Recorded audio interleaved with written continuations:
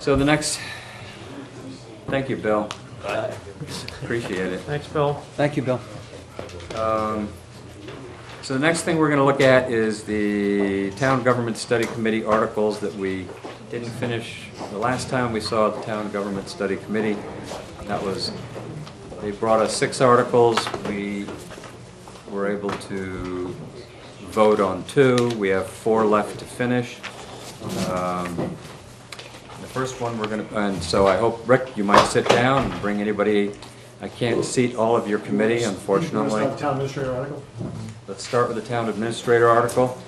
I imagine probably the first thing we want to hear about is, after we get the overview, is what additional powers will the town administrator have in the sign process? So, but let's put that up. This is a lengthy draft recommendation. And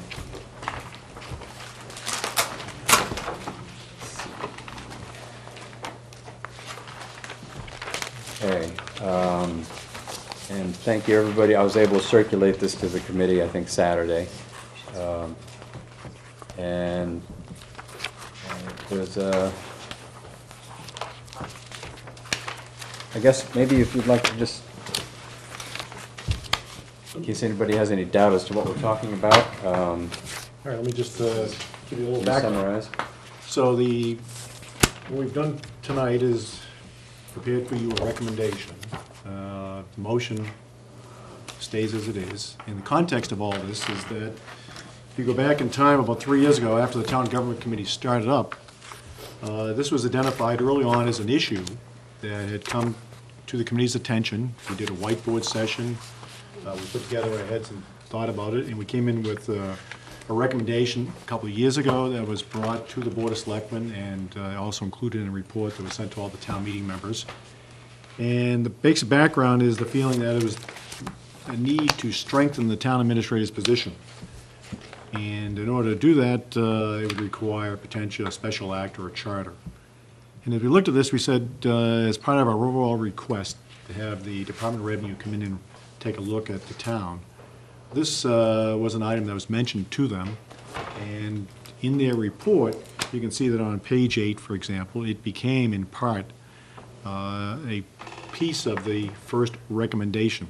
So in that first recommendation, it gets into a description of the need for strengthening the town administrator, creating a strong chain of command with clear lines of authority. It talked about increasing and having broad financial and operational responsibilities. And it's something that the Department of Revenue cited as a good practice to adopt in Milton. And frankly, if you look at the evolution over the last 20 years, you can see that the number of town administrators statewide in 1985 was at 24. 2005, the number of town administrators was 138. So there's been a substantial change over the years as towns have decided to, a couple things. Boards of Selectmen used to do a lot of the work full-time themselves. And as the towns have grown in size, as people's responsibilities at work and at home have increased, there are very few boards of selectmen in towns that provide full-time services, only maybe in central Massachusetts or western Massachusetts. There was even a story that Bourne was the last town in the Cape to have a full-time board of selectmen, and that is even digressed to a 5-member board along with town manager, town administrator. So there's clearly been an evolution statewide, recognizing the fact there's a lot more issues for the cities and towns, and there's just a need to delegate more responsibilities. So the Town Government Study Committee, along with the Board of Selectmen, got together, had a subcommittee, and Katie was on the subcommittee from the Board of Selectmen, and certainly over the past year, the two boards have looked at a various series of models, a number of towns. Brookline was an example, Dedham was another example, and basically what's happened is that if you take the combined committees and boards, there's been an effort to put together a recommendation that supports the delegation of authority and the creation of a strong town administrator. The town council has assisted in reviewing the article that you have in the recommendation. One of the things that would happen would be more definitive financial responsibilities. That's outlined in sections 2M and 2N. If you look at those explicitly, the responsibilities for the TA very clear about providing financial leadership and assisting your committee. Also, for example, another duty, another thing would happen is the town administrator would be responsible for the appointment of more than 100 positions that are now appointed by the Board of Selectmen. So that's just a sort of a bit of a quick overview to give you an idea, but certainly collectively, I can tell you that if you took all the members of both boards and committees, nobody on either board or committee is seeing 100% of what they personally wanted to see. So this is a blend. This is a true democratic process where the board, the selectmen, and the committee itself, I don't think there's a member that would say that every word is perfectly the way they wrote it or drafted it or thought it should be. So through the process of getting together, and I don't know how many meetings there have been, a large number of meetings, yeah, this is the recommendation. So I think there's consensus, there's a strong consensus to have this strong town administrator. And again, the sections were carefully gone through, and it was just, it's not an easy process, but this, we believe, achieves the goal of delegating additional responsibilities. And again, this would be a special act that would need the approval of both the town meeting and the legislature. Katie, I just hope I didn't steal your thunder. No, I thought you summarized it well, so that's where we are with both boards. Great. I certainly appreciate the difficulty that something of this detail must have entailed for putting together. And I certainly have a couple of questions, but maybe somebody else does. I guess the heart of my question is I'm looking at what to me seems to be a bit of a contradiction between the specifications in M and N. We have, and I'll put those up.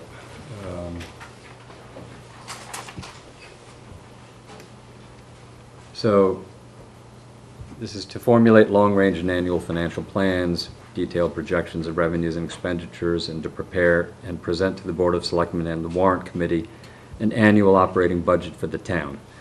And that's great, and that's, you know, that would certainly change our current role if somebody were to hand us a budget instead of us building one. I don't know exactly, and maybe you can talk about it, how, I mean, I presume that the town means the whole town, all departments, not just the Board of Selectmen controlled departments. And I don't know, I mean, that seems to be asking an awful lot of a single individual to come up with that. But the second part, and to prepare and present to the Capital Improvement Planning Committee and the Board of Selectmen a proposed capital budget, that says that the town manager is going to prepare and present a plan to the Capital Improvement Planning Committee, and then in N, it says that that the town manager should make recommendations to the Board of Selectmen about the capital improvement plan submitted by the Capital Improvement Planning Committee. Who's making this plan, or are two plans being made in terms of capital improvement? Do we Well, know? in the end, the way the process works now is the selectmen present it to the Warrant Committee. So it's the Board of Selectmen under the current capital improvement process. The selectmen present it to the Warrant Committee. So there's a process here that brings it back. So what you're describing is a circle here where there is a recommendation. Okay, well, what I have in M is I have a charge to the town manager to prepare a capital improvement, to prepare a capital budget for the town. Okay? Proposed. To prepare and present a proposed capital budget, okay, Right. to the Capital Improvement Planning Committee. And then she then presents the capital improvement plan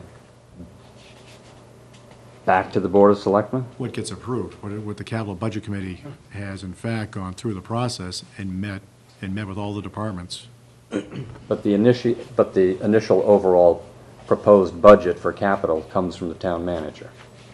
Yep, a proposal would come from the town administrator to the capital committee, which would then go through the process of evaluating it, asking questions, maybe recommending some of their own changes, and then ultimately it would come back before the board, and the town administrator would be making a recommendation to the board on the capital budget. Because the current bylaws says. I suppose that could work. It just seems to me if the Capital Improvement Planning Committee is going to meet with all the departments about their capital needs, that's the crucial piece of the work. And how does all that information get transmitted to the town manager in advance of that budget cycle? I mean, it just seems like you're asking two people to do the same thing simultaneously. I think M is geared towards the 5-year plans, right? So M is long-range financial plans, including detailed projections of revenue and expenditures, and then a proposed capital budget for the next 5 years. So we want the town administrator to be looking long-term, which we already resurrected that process really this year. It happened in prior years, but had been a number of years before we'd had a long-range plan. And then N is really making recommendations to the board for, I mean, at the end it says collective bargaining, so that's even a little bit different, but this is really Sure. 1 year specific, whereas in M we're also talking about long-term planning. And is the completion of the process after the committee has voted and debated with each of the departments? Okay, so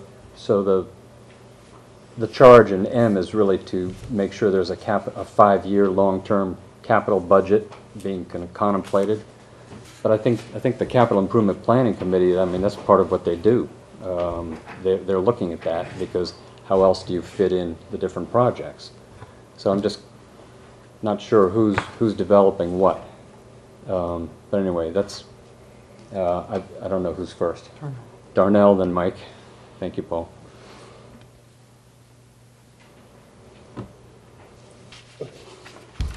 Spit it out. Come on, take your turn away. No. I was just contemplating some stuff. And how do schools fit into this?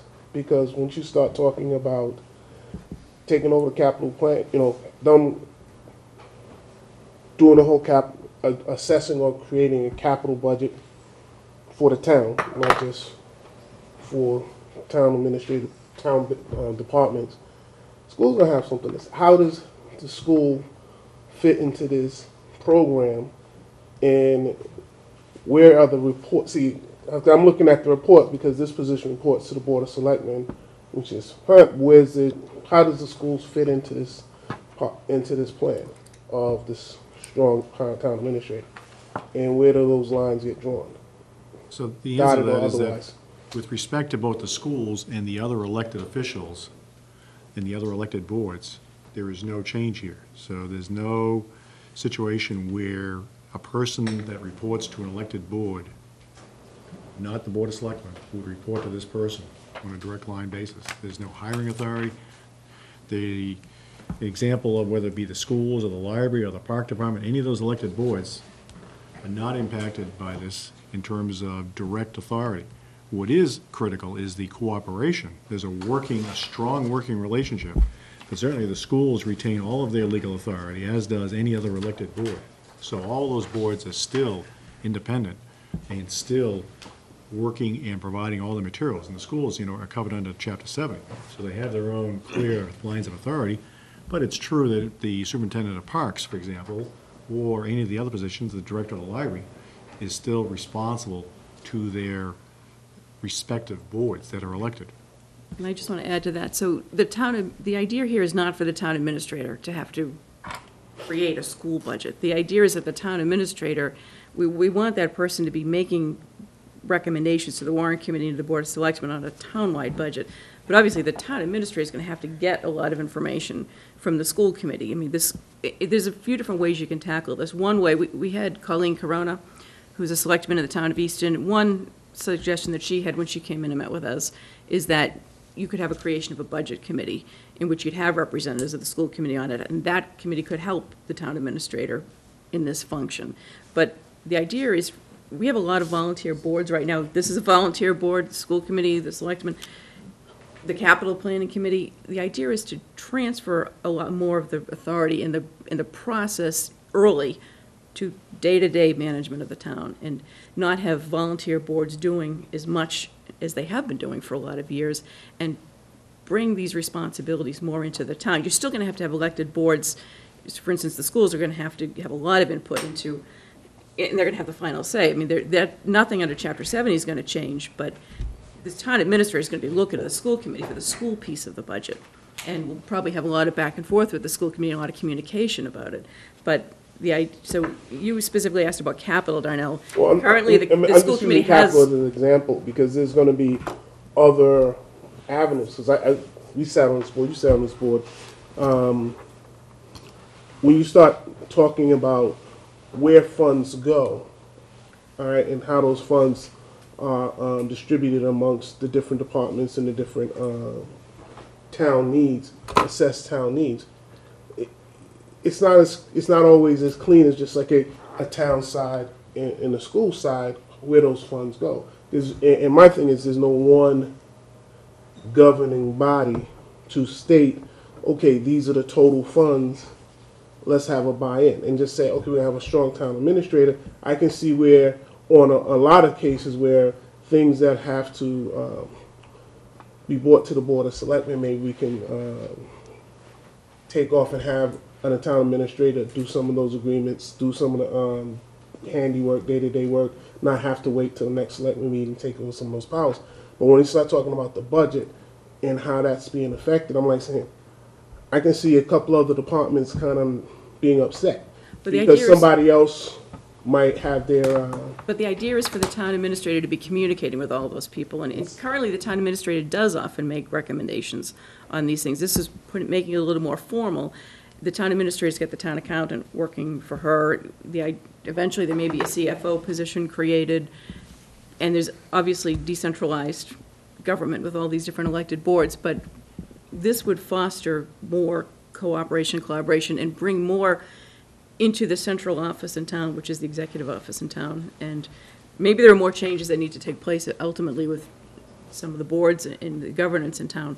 But the idea here is to have the town administrator being the person responsible for putting the 5-year projections together, delegating what needs to be delegated, working with a lot of other people, but be the person who's, the quarterback of the whole thing, and who's putting it together and presenting it to the select and presenting it to the warrant committee, and then handing a budget proposal to the warrant committee, and then the warrant committee will go through its usual process of asking a lot of questions, meeting with all the departments.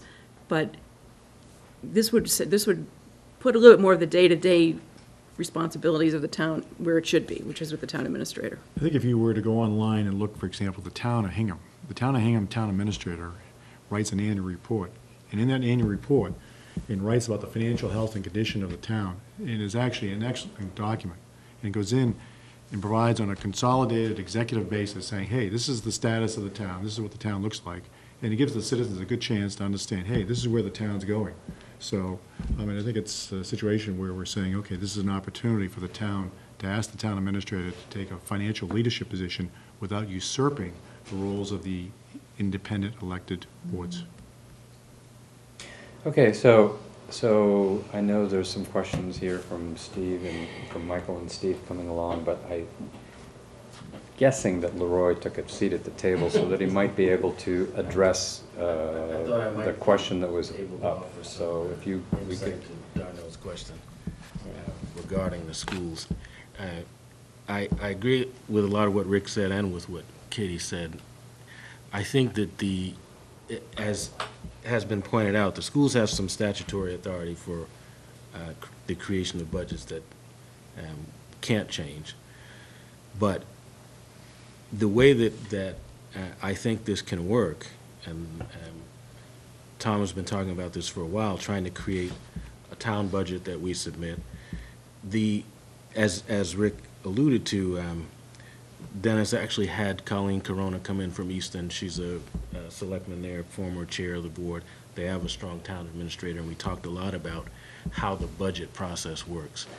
They create what they call a budget committee that starts to meet in August or September of any given fiscal year, that includes representatives from the school committee, representatives from the town administrator, superintendent, town accountant, number of other individuals, and they start that process of trying to understand what the various priorities are in each area, so that by the time that you get to December, when you need to submit a budget, the committee is ready to support, in general terms, what those budget priorities are, and have a discussion also about revenues and expenses with you. The town accountant could prepare some information on that. The idea is to come in with a document that allows for a much more informed discussion and moves it along more quickly. It gives you something to respond to.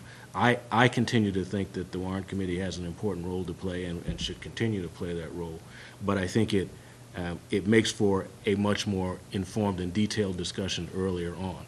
So if we can pull off that model, I think that would be a much improved process.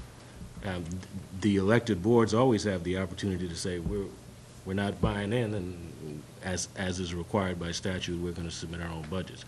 But I think this is a better model. I think that the idea that the town administrator should drive the budget process is not a bad idea at all, and this gives them the authority to do that.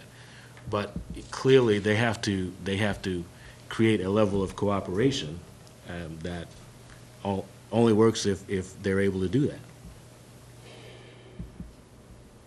Okay, Michael.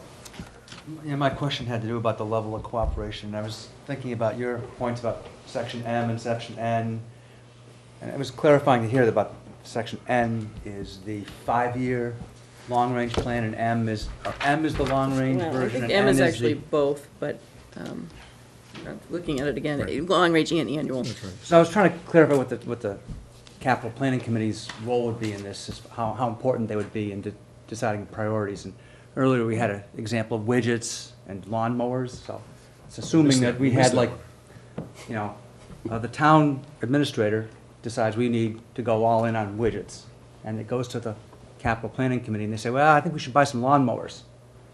And it looks like in the next section, it goes back to the selectmen, and the strong town administrator makes the recommendation. So as long as I'm, you know, I guess that if you still get to hear about the lawnmowers that some people thought we needed.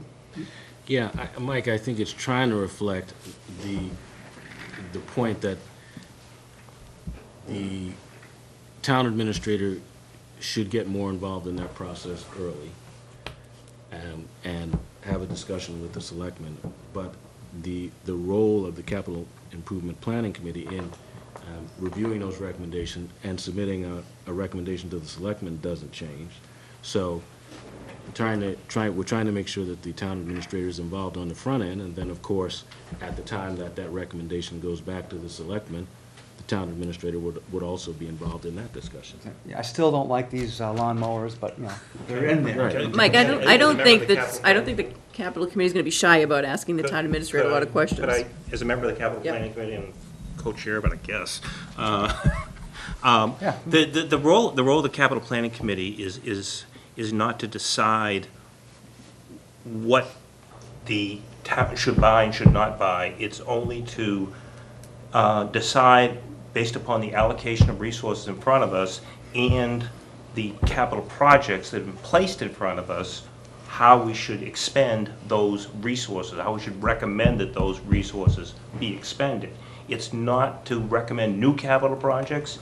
We can only take and consider what has been placed in front of us, And also So- how those should be prioritized. and how those should be prioritized based upon the scarce resources Right. available.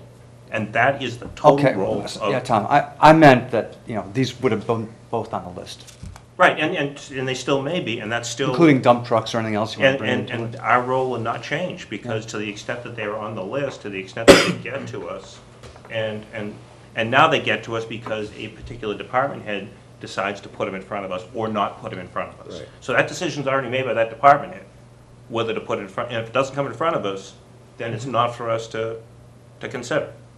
So our role really doesn't change. But it clarifies for me what the strong town administrator does in that process now, Right. because he's putting the stuff on the list that you're going to consider. coordinating, Sheet. Right. coordinating gets the Right. stuff on the list. Similarly to the operating budget, that person should be involved early, that person should be making some recommendation, working with department heads, and for the departments that aren't under the direct supervision of the selectmen, there'll be some level of cooperation if he or she can engender that. Steve?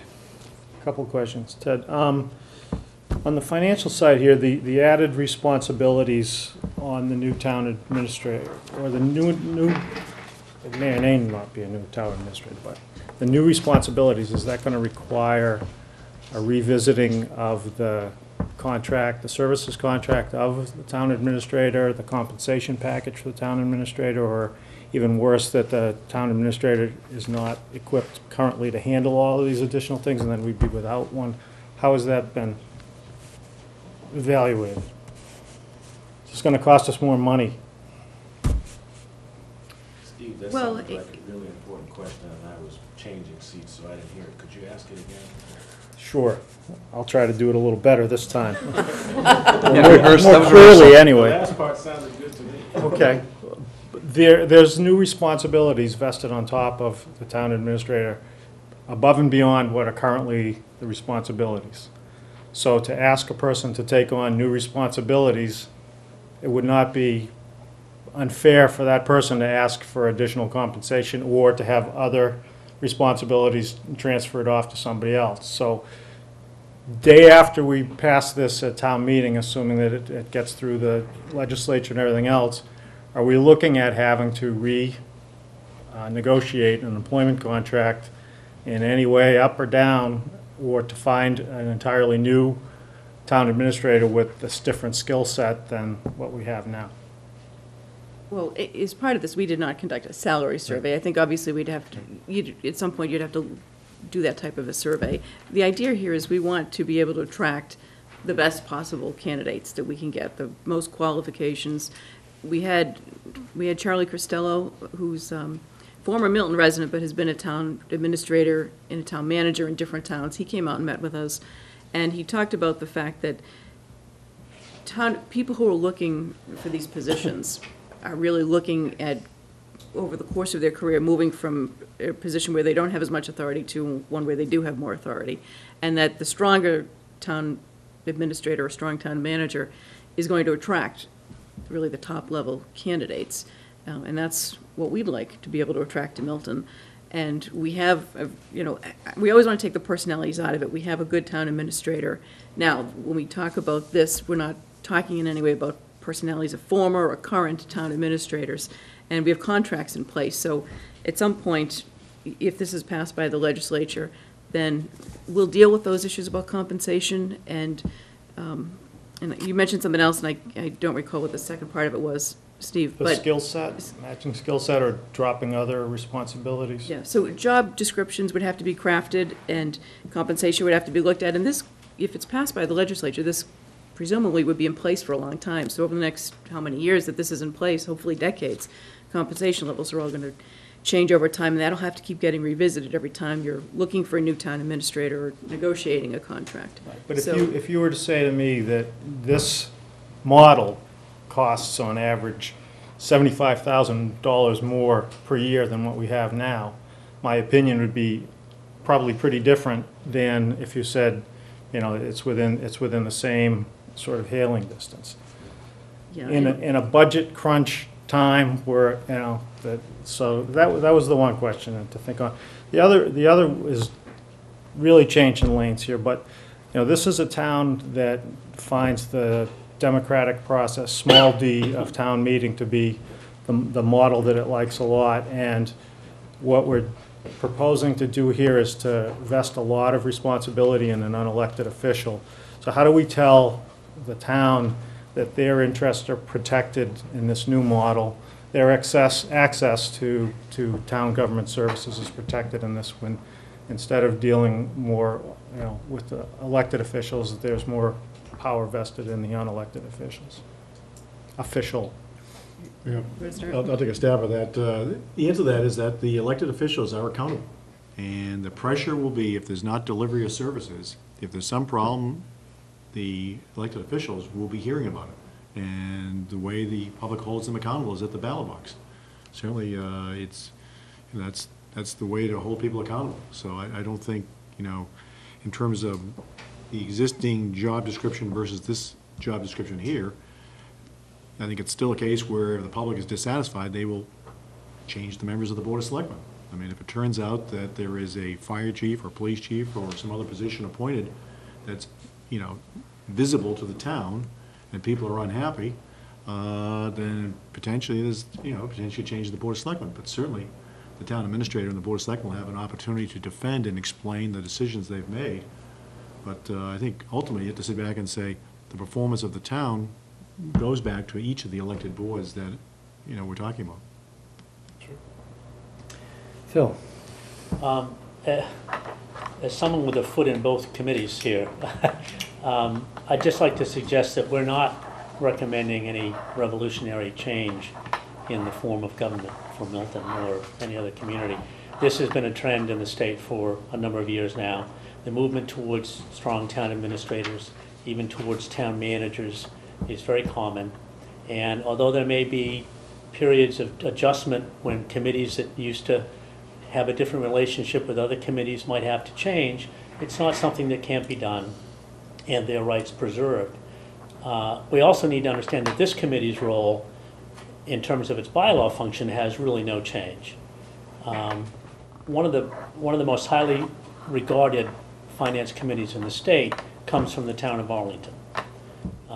They're heralded all the time for their function and for their reports and for the financial acumen that they have. Arlington has had a strong manager town form of government since the early 1950s, when the state legislature first passed that form. That's an even stronger version somewhat than we're proposing here. And yet they've worked very well together. As long as this committee retains the right to submit our recommendation for a budget to the annual town meeting each year, all of these committees that you're worried about, whether it's the schools, or whether it's the capital committee or anyone else, has the right to come before this committee and make their case. And then it'll be up to us under the process that we're setting up to talk to and negotiate with the town administrator, to let them know what our thinking is with regard to all those submissions and what we will be proposing as a committee to town meeting. So I don't think financially there's going to be, the big change is going to be someone like Ted is not going to have to kill himself for 6 months putting together a budget that ought to be delivered to us at the upfront part of this process. Then we can look at it and ask questions. Then we can meet with all the town departments and find out why they individually agree or don't agree with what that budget submission is. And then we can get into the process of putting our input on it. So that's not going to change.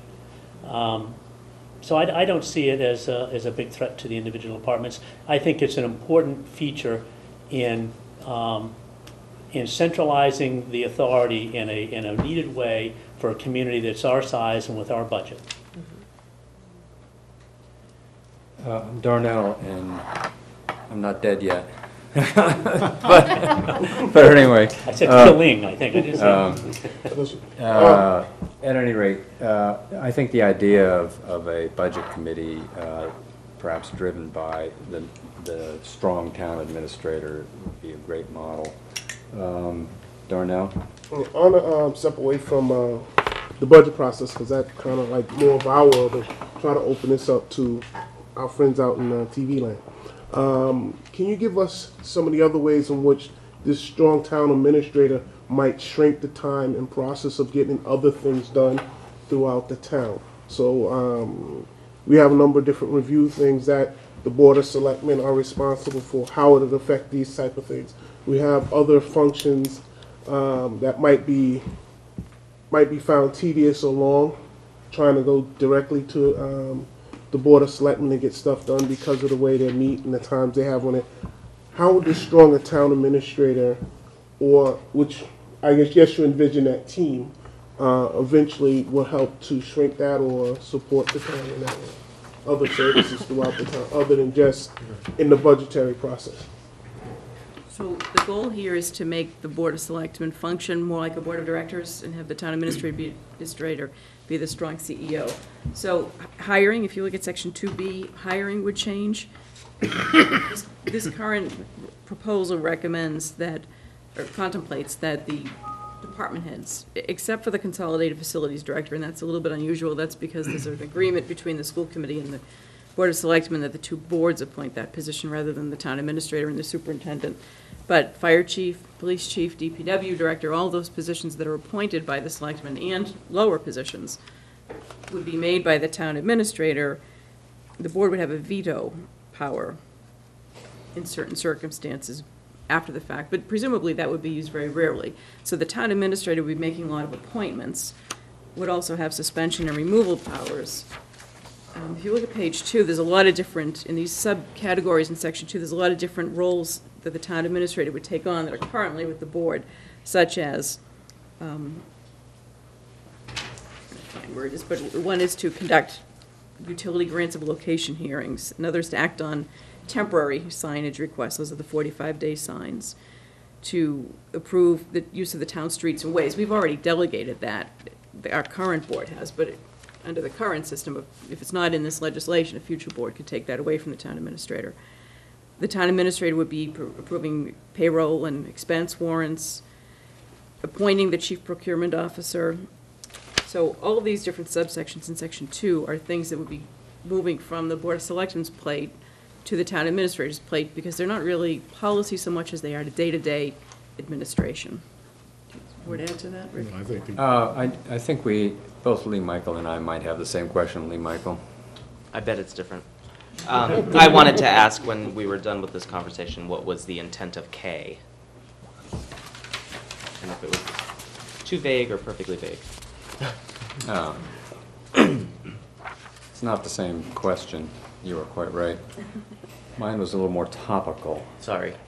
Who's the chief procurement officer? Currently. It was to be determined. So is this setting up a new position? Under Chapter 30, you're supposed to name one. So the board needs to, or potentially this position in the future, determine who would be that person. That could be an existing, presumably an existing person. Well, so to go back to Steve's question, and sorry, Lee Michael, we'll get to yours. Yours is a little more cosmic. Sure. You're giving the town administrator probably well-deserved and necessary authority, and a lot more duties and responsibilities.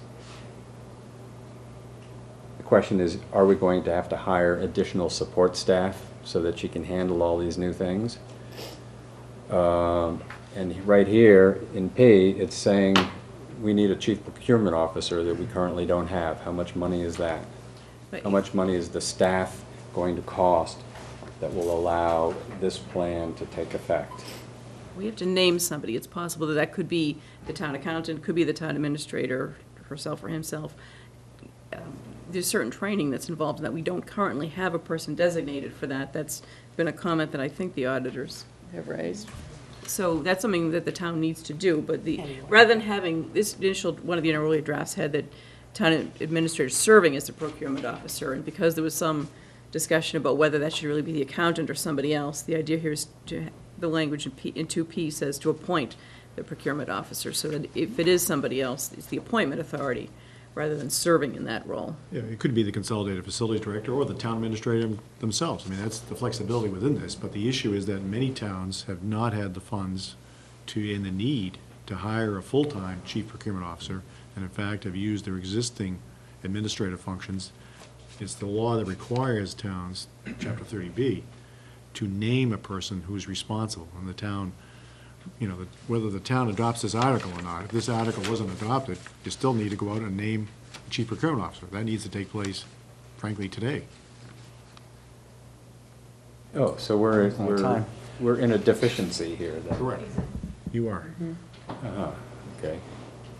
Well, that's interesting. I want to hit Lee Michael's question first, and then we'll go to Jean and Betty. Thank you. So it was K, Article K? Okay. To coordinate intragovernmental and intergovernmental affairs? So, for example, the town administrator deals with state agencies and federal agencies, potentially?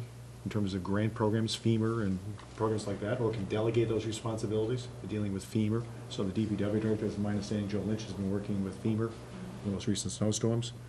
But the intent there is to provide regional, state, and federal responsibilities.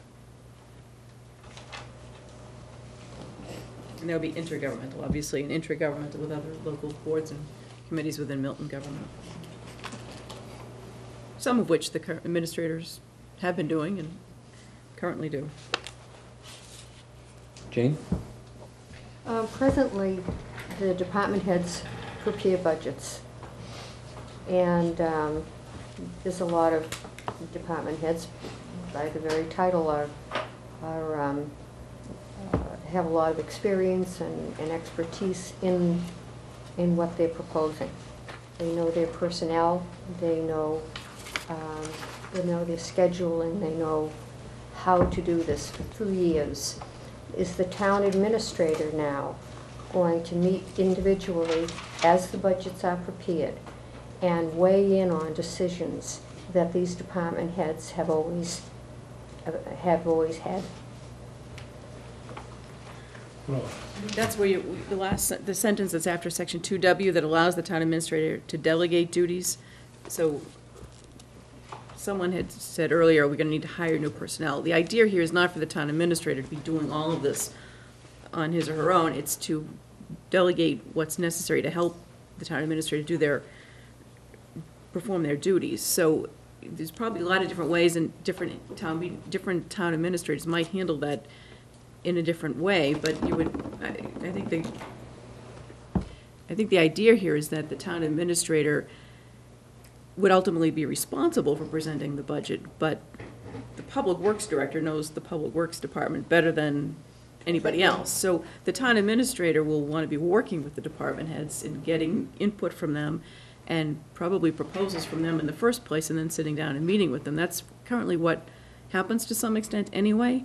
So presumably that would continue, but personalities differ, and different town administrators over time may have different ways of handling this. But the idea is not to have the town administrator building the police budget from the bottom up, and then building the fire department budget from the bottom up. The idea is to be working with the department heads. And So would he have veto power, he or she have veto power, if a department head strongly feels one way and the town administrator feels another? Would there be a... Well, there certainly should be budget guidance. I mean, there obviously needs to be a budget guidance. What's the, as the town looks forward to what it needs and what its resources are, I mean, there has to be guidance provided by the administration, if you will, the executive side. So it has to be some look and say, just as your committee is facing, sitting back saying, hey, next year potentially is an override, I don't think anyone's entertaining the addition of 10 positions. So let's say next year is an override, not potentially an override. Yeah, just, Okay, that's really kind of why we're putting together this plan this year. in any case, I think the situation would be that you would expect some guidance to be delivered to each department, and it's a negotiated process. And certainly, obviously, I would expect that a department, upon appeal to the Board of Selectmen, might say, hey, my budget does not reflect the needs of what my agency requires. So it's a process that I don't think is just closed. I mean, the Board of Selectmen certainly would have the opportunity in the case of the fire, police budget, or DPW budget, or any agency within it, to come back and sit back and say, hey, this is the good level or a bad level, and that's not the right level of staffing. And if the town administrator came in and said, okay, we're going to cut every department 10% staffing, I would expect each of those departments are going to appeal to the Board of Selectmen and say, hey, okay, this is what the impact is on services, and go through the process. Okay, thank you. Betty? I was just going to say, maybe because I've been around such a long time, that this has been coming for a long time. And even going back to Mr. Cronin, when you were the executive secretary, even the way your job title changed over the years, and since Mr. Cronin's retirement and other town administrators, whether we call it town manager, town administrator, you sort of knew. And every time we had an opening, there would always be a discussion about changing the roles and changing the positions. So I think it's been coming a long time, and I personally think we've had very strong town administrators over the years. But I like the fact that this is in writing, and it makes the position more attractive for candidates current and future. So, and I think it sort of mirrors the way the school department runs, because, you know, the superintendent of schools and her administrative team basically run the school, they operate the education of the children, and the school committee acts in a, you know, a advisory, consultant kind of way. They don't micromanage the operations of the school department. That's not their role. And in a certain way, it does change a little bit the way that the selectmen can operate, and I think it's very attractive, so I'm glad to see this happening. Lee Michael. Along the lines of Betty's compliment, I also wanted to say that I found this to be highly readable.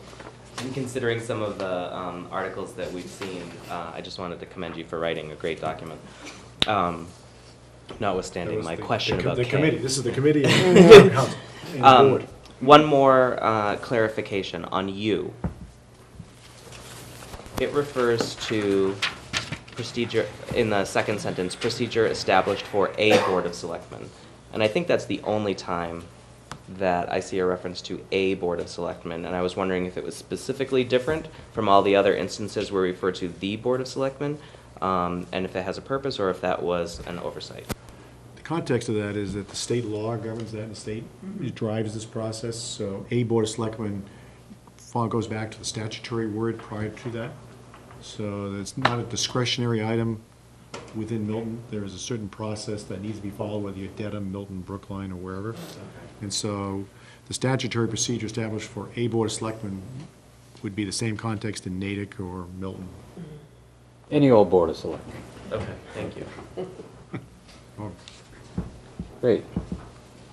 Any further questions on this? No? we just had one minor change that our committee looked at earlier tonight, which is not material. So on page 4, at the top,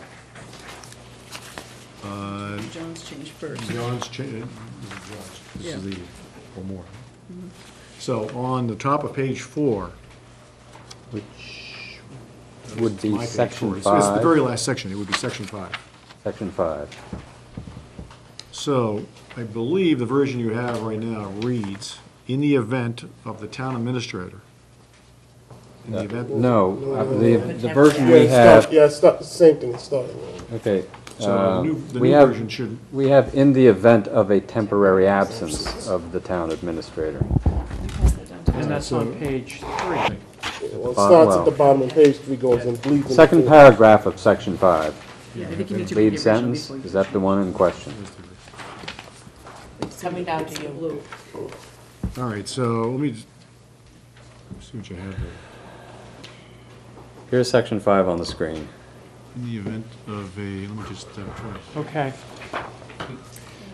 In the event of Right, make it a little bigger, Ted. Of a temporary absence of the town administrator for a period of not less than 14 consecutive days. All right, so the town council has substituted for us the language as follows. In the event that the town administrator is unable to perform the duties of the town administrator for a period of 14 days or more, 14 consecutive days as it reads, or more. Everything else is the same. So Ted, just to clarify, the email I just passed to you from John Flynn says, not less than 14 consecutive days. Rick's committee is changing that to take out not less than. And say or more, just for clarification. It gets to the same point. Okay, all right, so here's the issue. We haven't seen this, so therefore your small change to this didn't make any sense. Which is what do you have? It's the email from John Flynn this afternoon. John Flynn suggesting that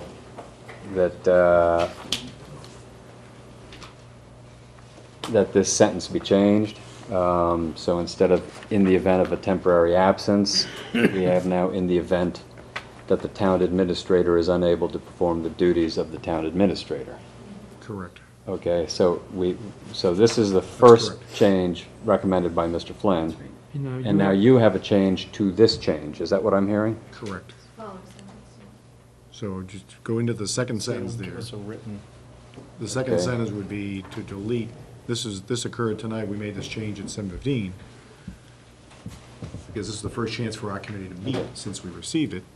Right. And we're deleting not less, and my word here read that, I think I meant than. Not less that gets dropped.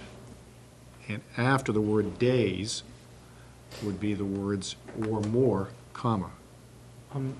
Okay, Rick. so you're taking out of not, you're taking out not less than. You're taking out, so Right. that it just stays 14. Go ahead. So, Paul. Rick, may I read that phrase Yes. just correctly, just so we're on the same? So it now should say, in the event that the town administrator is unable to perform the duties of the town administrator for a period of 14 consecutive days or more, comma. Correct. That's how it should read now. That's correct. Should it be 14 or more consecutive days? 14 or more, yeah, did you read more in there? Or I more? said Yeah, the 14 consecutive days or more. Where does the or more go? After the After days or days. 14 or more? After 14 rather than after days? After, we had it after days. We had it After days. Yeah, we had it after After days. days. So after 14 consecutive days or more, as stated. Okay, thank you. Okay. Thank you, That's how it should read. yes. Okay. I don't think the or more, the position makes a difference. Yeah, I wasn't pretty. One reads better than the other. Yeah, this is, I wouldn't have any problem with that if it had been in there to begin with, so. That's grand. I mean, that, It's hard to explain. Okay. I don't think they have color coded. I don't think the version's black and white.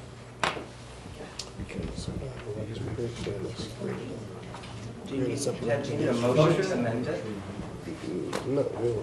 no, It's coming no, from them. this It's is, not them recommending. this is their draft recommendation. This is the recommendation. We have not voted a recommendation yet. We could change it, we could change their presentation first. Would you mind typing in what they just changed into the first It's sentence out of of section there. 5? Sure. Here, you do it, Paul, you're faster. That's right. Can you just page up, is this the, Ted, is this the latest version in front of us on the screen there? Is this the latest version? This is the of what? version that we sent this afternoon? That you're paging up on the screen? It's Ted on Friday. Is this this afternoon's version? I purely hope so, but it may not be. Can you flip up, please, to 2C, so I can just, so we can eyeball it, please? So did you send me, how many versions of this have you sent me? I've sent you none. Okay, sent how it many to you on versions Friday, have Ted. been sent to me? 13. We sent it to you on says Friday. 313. The problem was that John Flint's, Reread that. And then John Comments. Flynn sent a new batch out this afternoon, one with red line and one plain, Correct. okay? yeah, but that The was, title that of- was an earlier version, That's it. Ted, All so right, hang on. it's a little confusing, because he's working off an earlier version. The one that you have, all you need to do is add the change here, that, in section 5, that Rick just went over, and then you'll have the complete version. And just do me a favor, page up, please, to 2C. Wait a minute, in the event, okay. Page up to 2C. Is there a significant change in 2C then? I just want to be sure the changes are reflected. I may have the wrong one on the screen, who knows? No, you're okay. That's good. Okay. Can we go back down and read what was just changed now? This says, I'm a little concerned that, I mean, there's a date of 3/13 up there, so that, Good. That's That's good. right. Okay. okay. Says, in the event that the town administrator is unable to perform the duties of the town administrator for a period of 14 consecutive days or more. Okay. That's the new phrase. Okay. I got new copies of a recommendation on a different article from John Flynn at 4 o'clock this afternoon. That's what I'm thinking of. Oh. Okay? Just all those together. Lee Michael. I move that we accept the recommendation for Article 15 as written on the screen. Second. Great. Thank you. All discussion? Kevin? I thought the committee did a terrific job. Very, as Lee Michael said, very lucid, well-written. I thought during this whole time that I studied this article, I must have thought of at least 10 or 15 questions. But every question that I thought of, I realized couldn't be answered with any certainty or guarantee. But then I remembered, if I wanted a guarantee, I should buy a toaster. So, until this happens, like you mentioned, Rick, we really can't evaluate it with a real degree of certainty. So, I think we should support it, and that's not a criticism. It's just the nature of the whole process, in my view. Any further discussion? Observations? All in favor? It's unanimous, Julia, thank you. Okay. Thank you. Thanks, Rick. Good job. Do you want to work on signs now? All right, so we have, I think we had 2 open items, one of which is, You have 3 more, go. we had the quorum article, and we had the IT. Okay, we're gonna do The quorum hopefully is easier. quorum, OPEB, and IT. Quorum, I hope, is easier. I have actually a recommendation for the quorum, if you wanna, if you're going there. Do you have a change in language you'd like to recommend? We were just trying to Okay, address the word that was raised by a member in the 5th line, so that's all, Okay. we're just trying to address that. I believe Steve or Darnell Yeah, raised no, the if issue you with hang line on. 5. Yep, no, it was Steve who rightfully pointed out that some of the language in there was confusing, so The word constituted was the word in line 5, I believe. I'm about to pull this up here for you. Okay, this is Article 42. This is the original Article 42 recommendation. What? Yeah, squeeze the other one, yeah, there you go. Okay, this is on the quorum. I think the issue was twofold, the word serving on initially, and then the public body as constituted. Nobody was quite sure of how specific that was. And I figured if those 2 pieces were changed, Steve, to maybe a simple majority of the members appointed to, rather than a simple majority of the number of members of that public body as originally specified, or something like that, would clear up the confusion. What did you have? We had the word authorized substituted for the word constituted. Great. That's grand.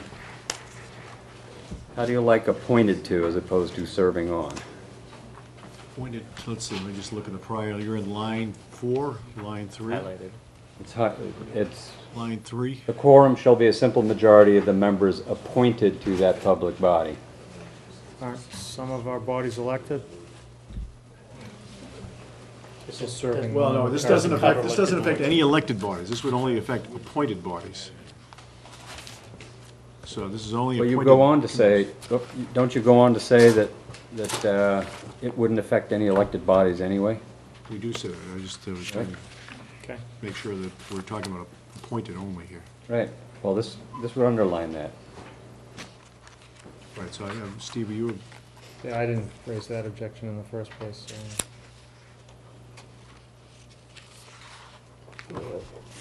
My objection was different. My objection was to the small committees, how it affects small committees. So if you have, No, we understand yeah, that. that's what I'm saying. That's what my objection was to this, but that's not really.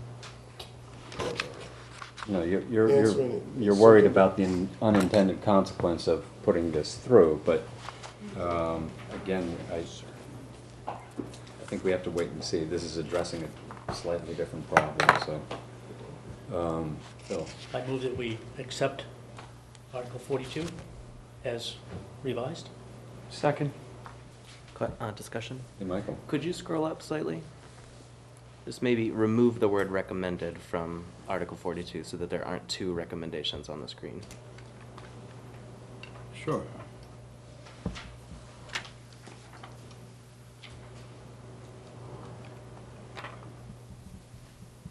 So, Phil, just to be clear, you're recommending the one that says recommended. Yes. Thank you. Any other discussion on this?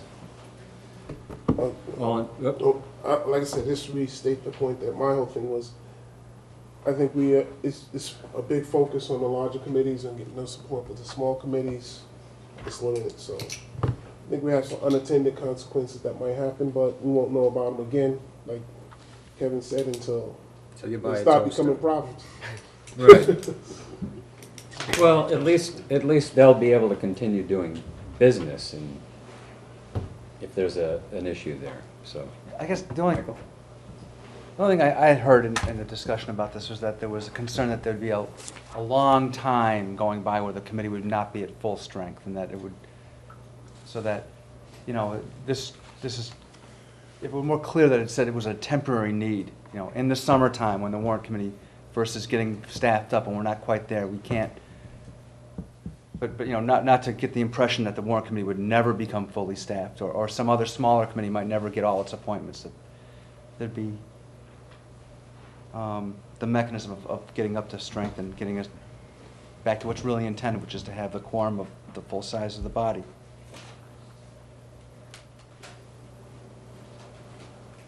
I don't know if your town government study committee addressed the issue of appointments being made or not.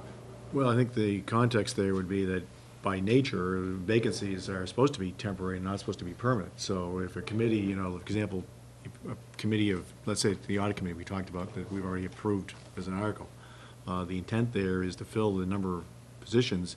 If that committee doesn't make sense at that size, then you potentially would come with a bylaw to change that again. I don't think there's any intention to keep permanent vacancies on any committee, so I think by nature it was temporary. I was hoping to slip the word temporary in there somewhere, but I can't find a sentence where it would go very well. It really doesn't. It just talks about the quorum. That, you know, if it had said something, that arises through a temporary vacancy. Well, we are filing a petition with the general court, and I know that they can walk and chew gum at the same time, but keeping it narrow might be a good idea. What do you think? I don't know. I'm just voicing things I heard along the way, you know. And All right. Maybe Leroy can help us on this score. Just a piece of anecdotal information. In at least 2 of the 6 years that I was on the warrant committee, and possibly 3 of those years, we never had a full complement. So that is, that even though the prescribed number, I think, was 15, we had 13 members both of those years. that's unlucky. Yes. It went okay, but my point is that it turned out not to be temporary at all. I think that's the concern I had heard, is that this, you know, potentially you could have like even more drastic of a shortage of people. The Department of Revenue, for example, thinks that someday we may not be able to attract enough people to serve on this committee. Now, that's not a problem now, but should that day come when you only could get 7 or 8 people to show up? Well, the town government study committee in those days will recommend a change and say the committee should be 11 or 9 or whatever the number is. Okay. We're thrown in the dustbin. I'm not throwing it, I'm putting it out there. I'd like to see the Yeah. word No, rise to a temporary, but It's not the intention of this article at all to condone a vacancy on any committee or board. But I don't know how we change that language to, but you can write the comment and present that, like. well, I won't write a comment that we don't, we speak with one voice, so all 14 of More us. than 5. Steve? To Mike's point, there may or may not be in the governance of each of those committees a description of how they should be made up and how vacancies should be replaced. We have one for Warrant, Yep. so it really would fall to the board itself to replace its members, or however, whatever the rules are that put people on those boards. So I don't think it would need to be in here. Right, but here's my point, Steve, is that currently, that board wouldn't have a quorum if it fell to very short of strength. Right. Okay, so we're changing things. I'm saying, no, you can go ahead and do business now, because you only got, let's say you had a committee of 3, only 1 person was serving. Well, there you go, quorum is 1. Go ahead. But that's the sensible way to do it. If the committee falls to a level where it's a good thing for the quorum to change so they can do business, otherwise the committee's out of business until there can be a bylaw change, which could take 2 years. So the more obvious danger, and the one that has been occurring more often than not, is a committee that is underfilled and has a quorum that could be too high if we get to any lower. If it becomes a permanent problem that we can't appoint sufficient number of people to this board or any other, then you've got to consider a bylaw change. But you don't force a bylaw change by putting a committee in a situation where it can't function for 2 years and perform what is a pretty valuable function for the town. They're two separate issues. Okay, wait a minute. Paul, then Darnell. Yeah, they're totally two separate issues. This is not addressing that issue. This is not addressing how you make sure that boards and committees have adequate members as stated in the bylaws. That's a totally separate issue. This is just empowering the ones that if you have a committee that doesn't have enough members, and if the number of members falls to too low a level, you at least can continue to do business until such a time as that inability to appoint adequate members is addressed. So I see them as two completely different issues, and maybe at some point you need some other kind of bylaw change or whatever to address the issue that you gentlemen are both referring to, but this isn't it. I wish I had a silver tongue. I don't think I'm explaining myself well enough. No, well, see, my whole thing is you don't want to have a board or committee of 2, okay? When Well, you ask, actually, well, you might want to have. The thing is, if the idea of having appointment of 5 or appointment of 7, and so you can get supposedly a cross section of, say, either professional